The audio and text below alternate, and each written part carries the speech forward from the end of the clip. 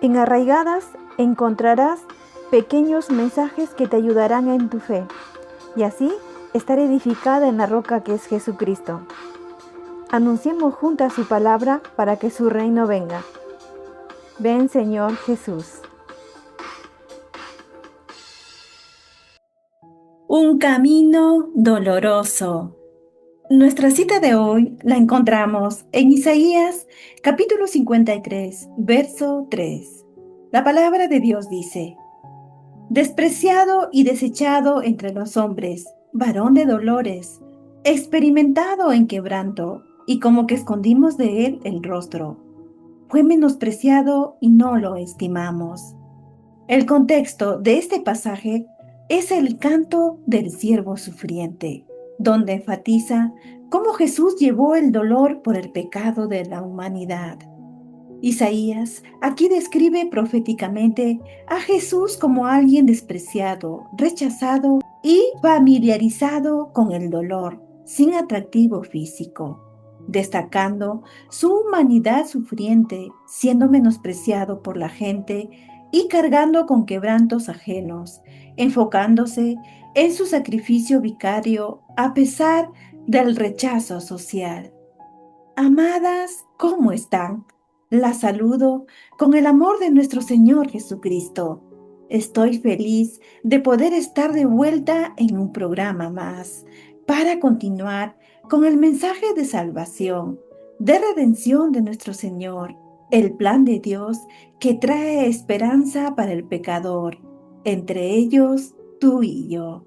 Hoy voy a recordarles los momentos de dolor que atravesó nuestro Señor a favor de nosotras, profetizado antiguamente, como lo hemos leído en Isaías 53, verso 3, indicando que Jesús no fue aceptado ni valorado por la mayoría, siendo marginado y abandonado en su dolor, que no fue accidental, sino una parte central de su vida y ministerio.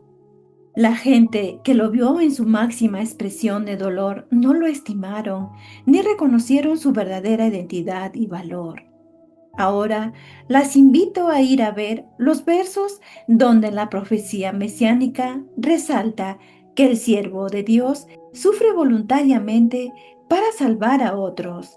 Leo los versos 4 y 5 de Isaías 53, que dice así: ciertamente llevó Él nuestras enfermedades y sufrió nuestros dolores, y nosotros le tuvimos por azotado, por herido de Dios y abatido. Mas Él herido fue por nuestras rebeliones, molido por nuestros pecados. El castigo de nuestra paz fue sobre Él, y por su llaga fuimos nosotros curados.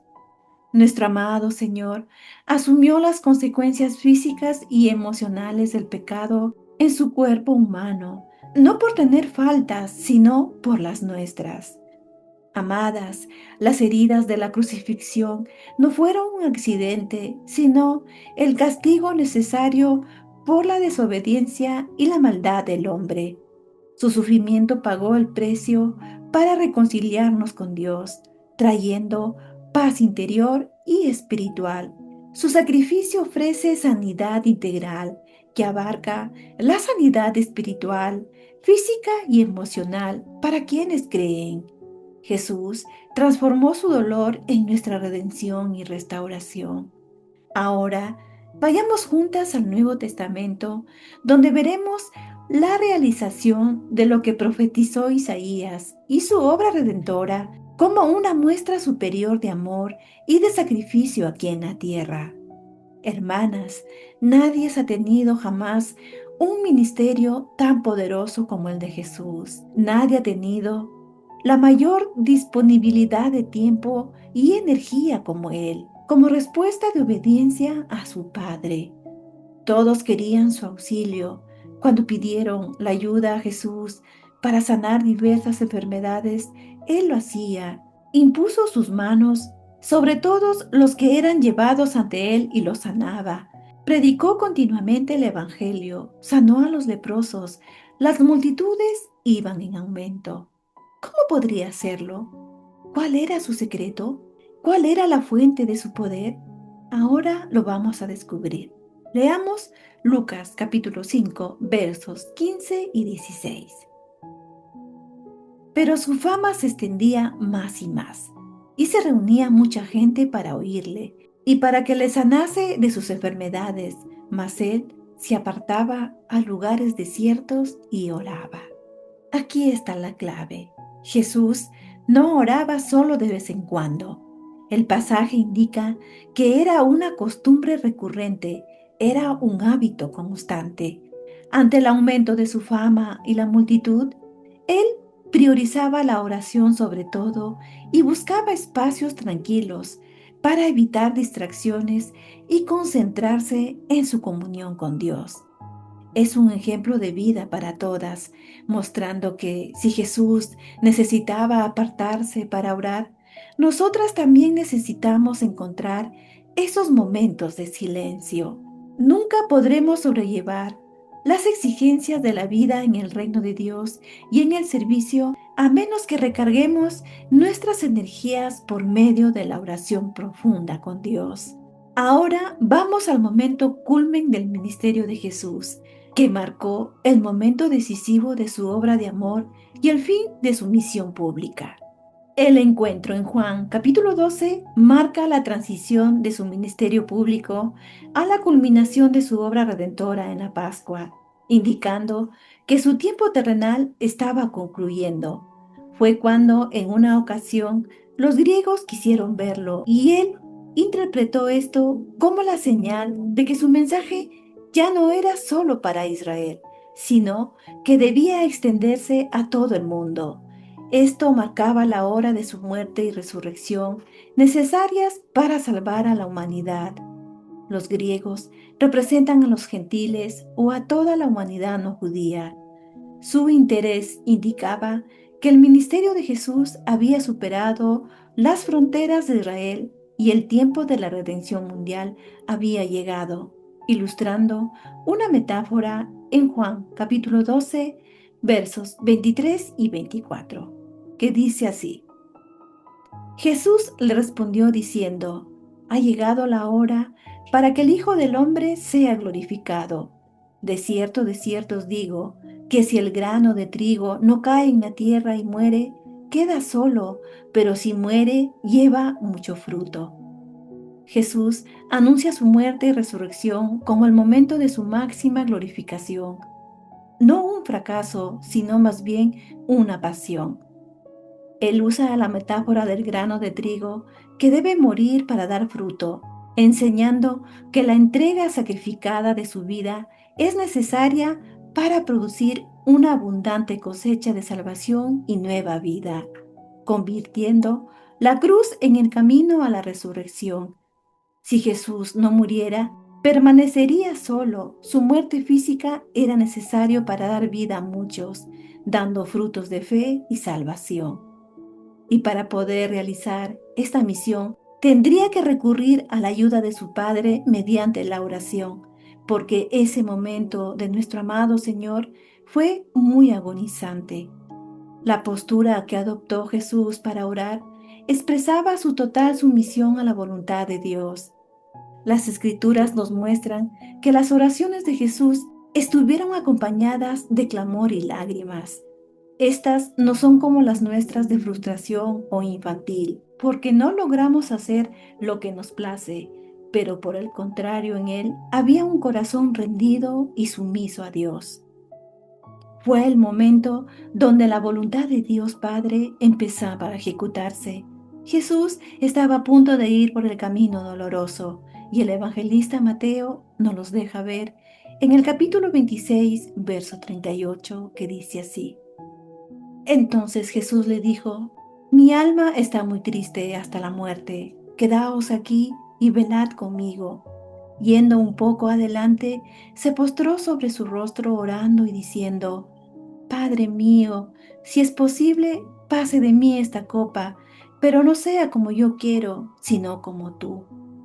Jesús, como lo relata Mateo, nuestro Señor primeramente buscó un lugar estratégico para ese momento, donde daba inicio al plan redentor de Dios para con la humanidad.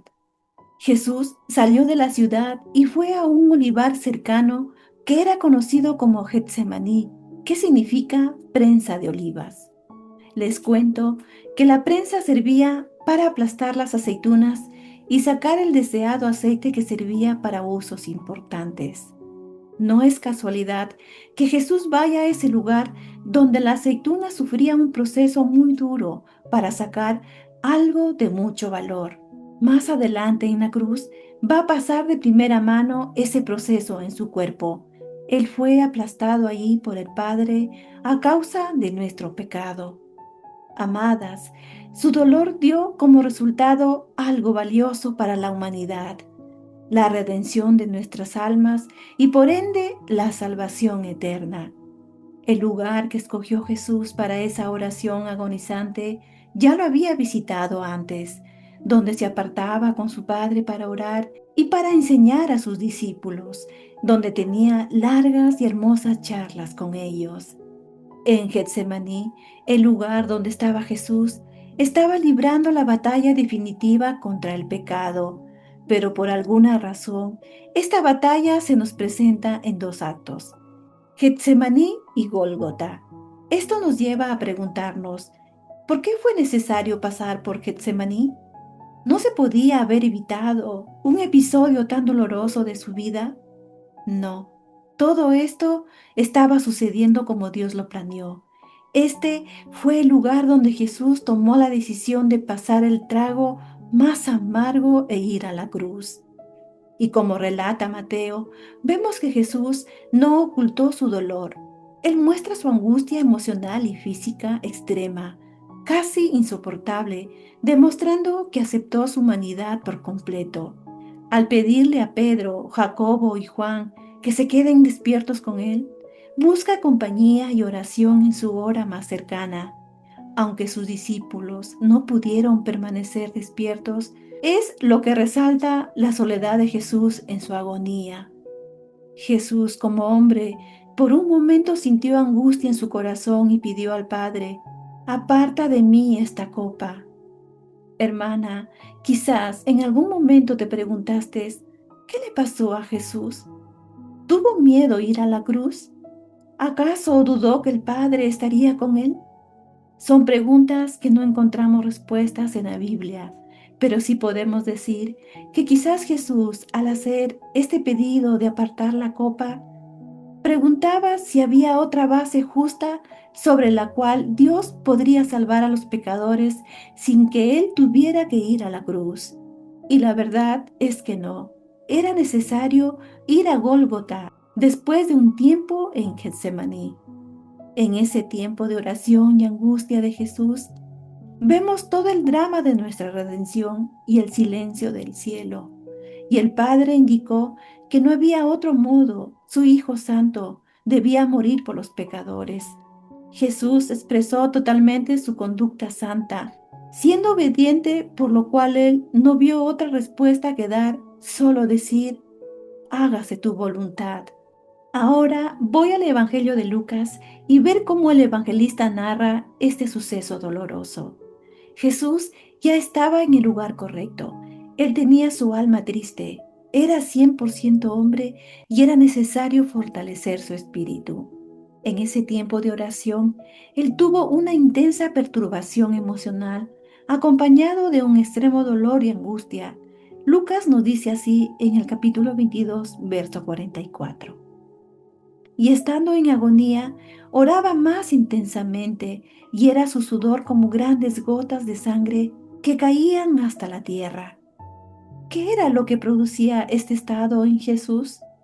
Algunos estudiosos han pensado que esta angustia era la relación natural que todos sentimos ante la proximidad de la muerte. Pero en Jesús había mucho más que eso, ya que Jesús es la vida. Él se estaba enfrentando con todo al poder destructivo del mal. Jesús tenía que presentarse como el Cordero de Dios que muere por el pecado tuyo y mío, como lo dijo el apóstol Juan. Entonces, estamos presenciando aquí el choque frontal entre la luz y las tinieblas, entre la vida y la muerte. Amadas, les recuerdo que Jesús nunca pecó. Su alma es santa e inocente, pero iba a asumir el hecho de cargar la maldad de la humanidad, y el apóstol Pablo lo dejó escrito en la segunda carta a los Corintios, capítulo 5, verso 21, que dice así: Aquel que no conoció pecado, por nosotros lo hizo pecado, para que nosotros fuésemos hechos justicia de Dios en él. Jesús estuvo dispuesto a estar lejos de Dios en ese momento, para que nosotras no tuviéramos que perecer. Hermanas, el mayor deleite de la vida de Jesús era la comunión con su Padre Celestial, pero por causa de cargar con nuestro pecado, Él mismo tuvo que sufrir la angustia y la aflicción al ser abandonado. Otro punto de análisis de este tiempo doloroso de Jesús es que sabía que era necesario orar y velar. Por lo tanto, hizo un llamamiento a sus discípulos para que velaran. Esta no era la primera vez que les exhortaba a esto, puesto que cuando les había anunciado su segunda venida, ya les había dicho que permanecieran en esa actitud. Ahora vuelve a hacerlo, aunque con mayor urgencia debido a los acontecimientos que inmediatamente iban a ocurrir.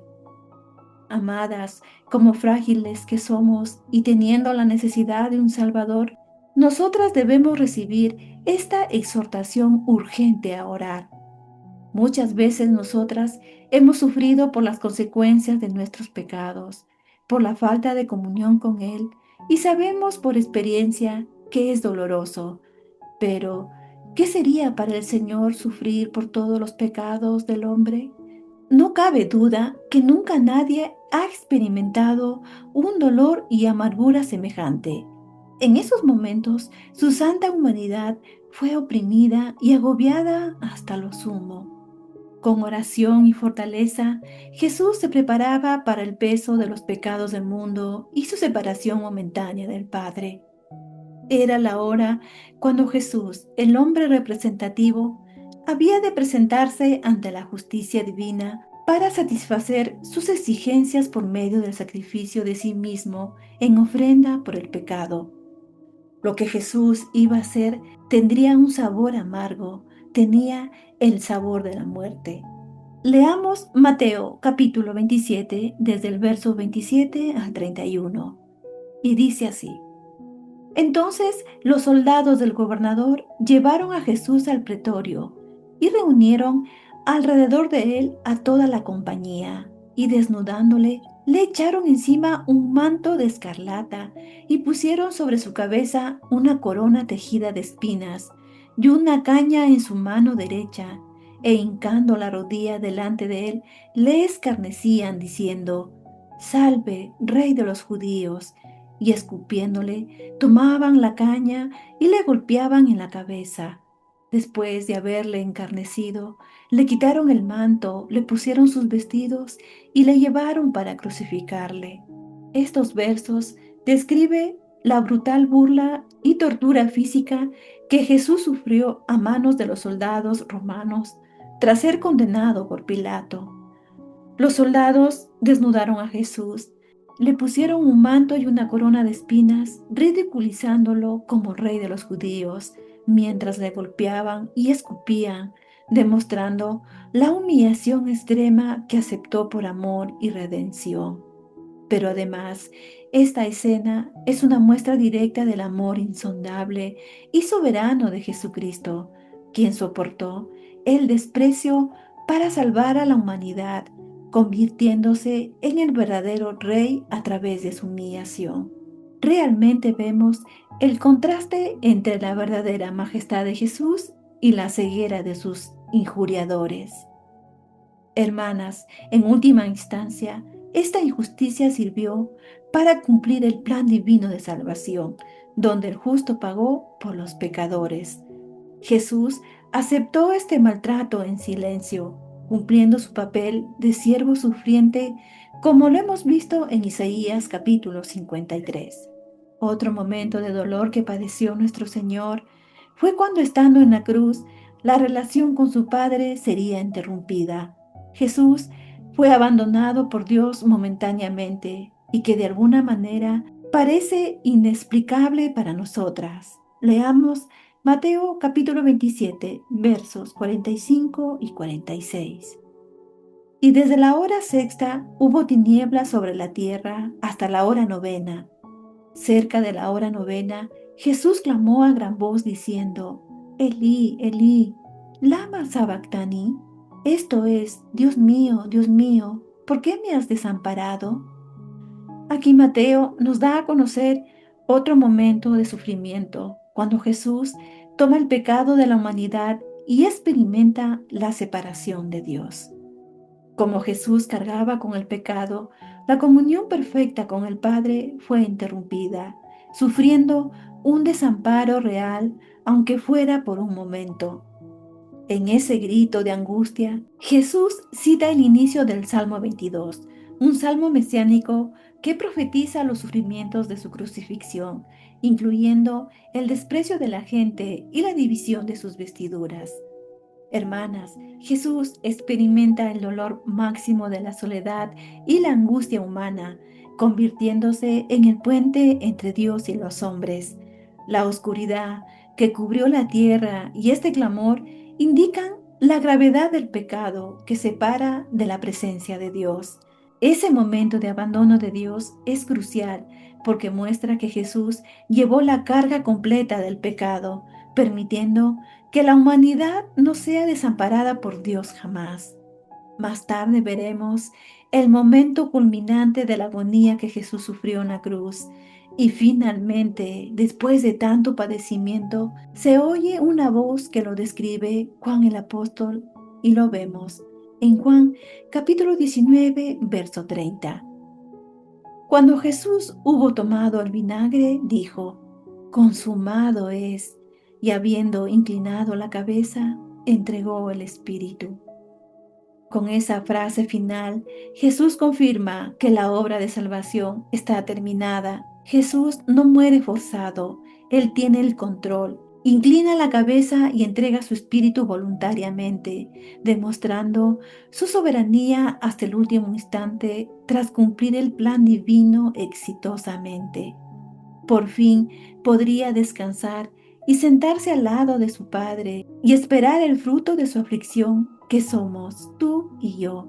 Leamos lo que nos dice Hebreos en el capítulo 1, verso 3, parte B.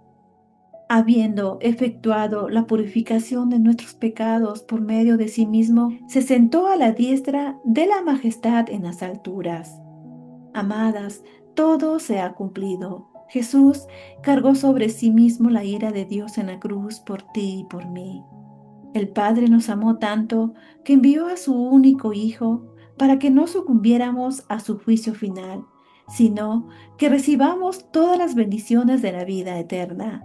Ahora, después de conocer estos días de intenso dolor de nuestro amado Señor, me pregunto, ¿estamos viviendo una vida en obediencia a las Escrituras haciendo su voluntad? ¿Valoramos el sacrificio santo de nuestro Salvador? ¿Estamos dispuestas a morir por Él, menguando cada día?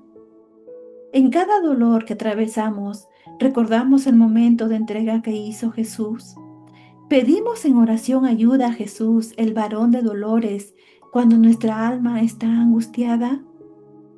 Hermanas, para finalizar, termino diciendo que el Padre no intervino para impedir que bebiese la copa, pero sus oraciones fueron respondidas. Después de la noche de sufrimiento, seguiría la mañana de resurrección y de exaltación por su obediencia. No fue librado de padecer la muerte, sino que habiendo llegado a ella, fue sacado de sus garras por el glorioso triunfo de la resurrección. No olvidemos que de la misma manera, Dios no siempre contesta nuestras oraciones tal como lo pensamos.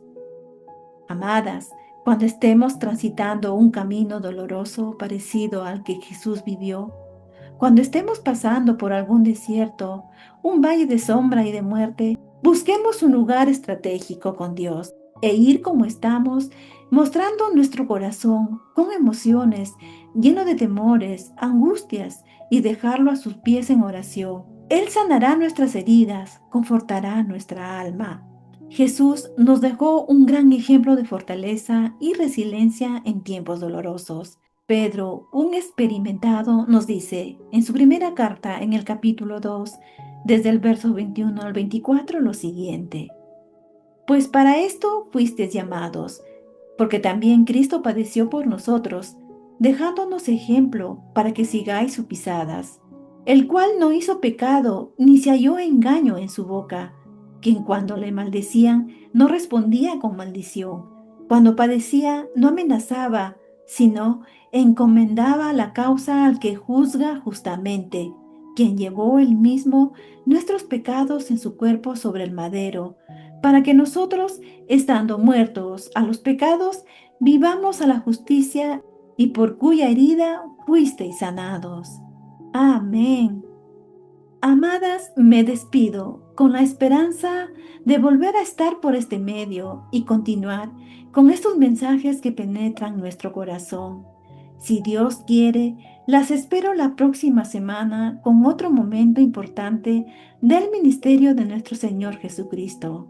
Un abrazo. El camino doloroso nos lleva a una profunda comunión con nuestro Padre y una oportunidad de hacer su voluntad. Dios con nosotras. Encuéntranos en arraigadas777.blogspot.com.